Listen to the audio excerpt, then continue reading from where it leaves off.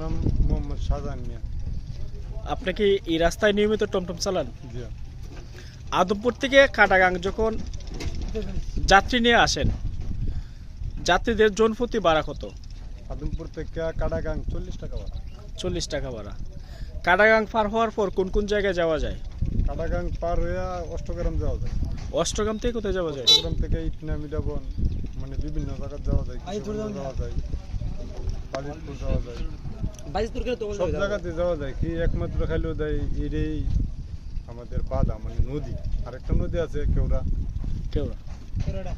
মানে ওইটা যদি ব্রিজ হইতো ভালো হইতো। হ্যাঁ, এটা ব্রিজ বলতে কেওড়ার জায়গার মধ্যে বাতাঘাট, যে নদীটা একটু এই পাশ দিয়ে সেটা বাতাঘাট একটা ব্রিজ হয়ে যেতেছে। যদি এই ব্রিজটাও হয়ে যেত তাহলে আমাদের অনেক উপকার হতো। আমরা শহর যে কোনো জেলা পর্যায়ে যাইতে পারলাম ওই গাড়ি।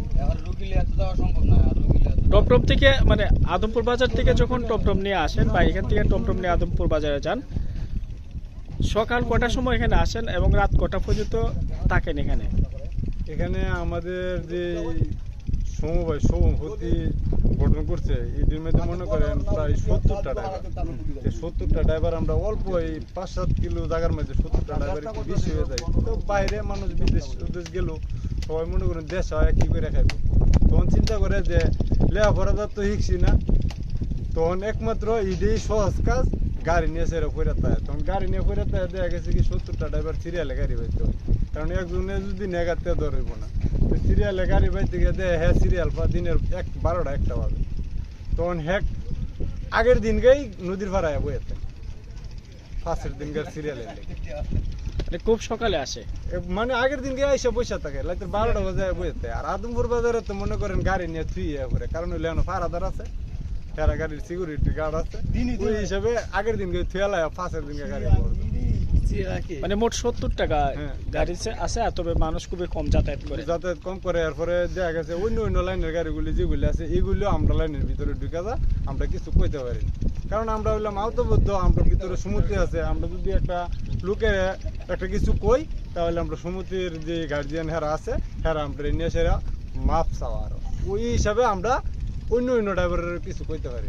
সম্মতি আছে, দৈনিক যে ইনকাম করেন এই টাকাগুলো কি সম্মতির হাতে জমা দেন না যার যার পকেটে নিয়ে যায়? দৈনিক যে ড্রাইভার যত টাকা কামাই করে যার যার টাকা নিয়ে যায়। আর এই সাধারণ যে সমিতিটা আছে, সমিতিটা তো চালায় রাখতে হবে, একটা লোক হিসাবে আমরা রাখা হয়।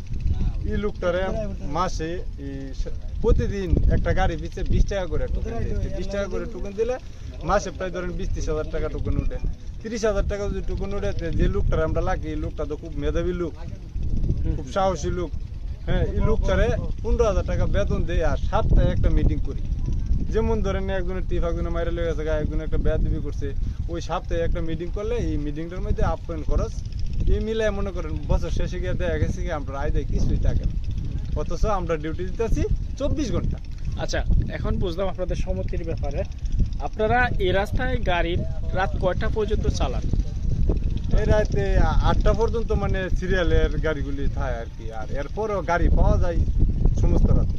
আচ্ছা, ঢাকা থেকে বা চট্টগ্রাম থেকে বা বাংলাদেশের যে কোনো জায়গা থেকে যদি অষ্টগ্রাম হয়ে আদমপুরে রাত 12টা 1টার সময় আসে, গোদারা কি পাওয়া যায়? তারপরে কি টমটম পাওয়া যায় আদমপুর যাওয়ার জন্য? গোদারা পাওয়া যায় না, টমটম পাওয়া যায়। তো একজন যাত্রী যদি আসে ওই পারে থাকতে হয়। হ্যাঁ, না দুই একজন যাত্রী যদি আসে তাহলে এই পারে থেকে যত এই সাইডে পেটে লোক আছে হেরা ডাক দিলে হয়তো 100-150 টাকা দিলে হেরা নদী পার করে দেওয়ার একটা বন্দোবস্ত করে। তো হেরা পার করে দিলে আবার এফার আসলে এফারের যে দোকানদারগুলি আছে হেরা যে কোনো একটা গাড়ির ফোন দিলে গাড়িটা আসে। কারণ নদীর পর তো রিক্স হয়ে যায় একটা গাড়ি নিয়ে আসে, এরপরও আফুরে হয়তো 12টা 1টা 2টা 3টা কোনো সমস্যা হয় না, না অন্য কোনো সমস্যা। আচ্ছা, মানে আপনারা তো নিয়মিত টমটম চালান, যাত্রীদের সেবা দেন। আপনি আদমপুর বাজার থেকে কাটাগাং আসতে কতটা গ্রাম পড়ে? আদমপুর থেকে কাটাগাং আসতে প্রথমে ধরেন চিনাগান্ধী বাজারের মারফতে, যেমন আদমপুর বাজারের যে লোকগুলি আছে চিনাগান্ধী নেমে সেরা এরা যাইতে পারে। এই হিসাবে চিনাগান্ধী থেকে পরে মাইটাখোলা থেকে গোবিন্দপুর থেকে মুসলিমপুর, ওরূপে সীতারামপুর আগে ছিল।